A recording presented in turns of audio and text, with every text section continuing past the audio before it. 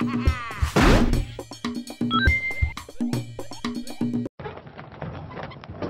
I ever tell you about the time I was a secret agent? Looky here. Boy, I got me some fancy gadgets.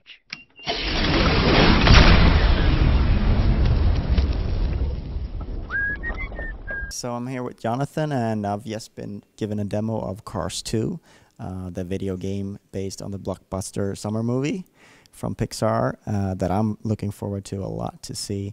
And so just, you know, Cars, obviously you want a racing game, but how did you sort of think when you started designing the video game for the movie? Well, you know, we worked really closely with Pixar to make sure we were giving you an authentic Cars 2 experience. And Cars 2 is all about being a spy. And so we wanted to develop an experience that would kind of give you the fantasy of training to be a super spy. And so we went down that path and developed this spy training academy and set the game inside of that setting.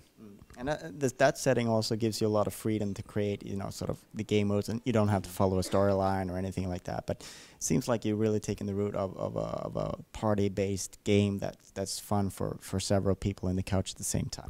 Right. That was really important for us. When we were working with Pixar, one of the things we really wanted to achieve was a game that you could sit down and play with your friends and play with your family and have a great time, that was firmly set in the Cars 2 world, but didn't follow necessarily the story of the movie beat for beat. So we were able to create this kind of wider experience that lets you choose different types of modes and play together. But still, I'm sure you're harking a bit to the movie, and that we will get to see some characters that appear in the movie will also appear here for the first time, and some things like that. Absolutely. You'll be able to race with all of your favorite characters from both Cars 1 and Cars 2, and visit a lot of the settings from Cars 2 itself. So we go all around the world to Tokyo and London and Italy. So it's definitely a movie experience.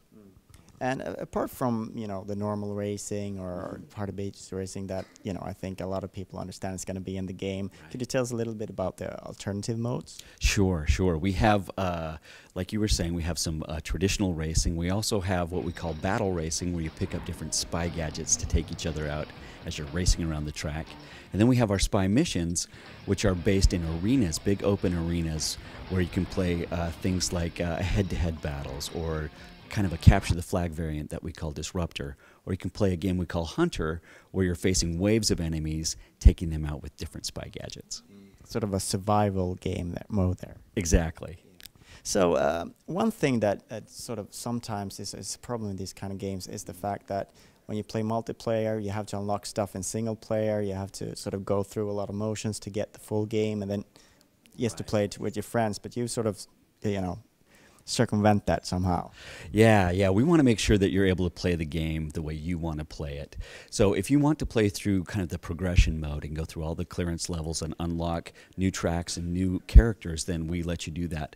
But if you decide that you just want to play one particular mode, or get in free play, or just play multiplayer, we award you our in-game currency, which we call spy points, so that you can unlock new tracks and characters any way you want.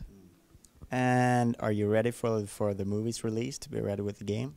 Absolutely. We release on right before the movie, just a few days before. Let's see, in the States, that's June 24th and June 21st for the game. And it's coming to a whole host of platforms? Absolutely. We'll be on the Xbox 360, PlayStation 3, Nintendo Wii, Mac, and PC.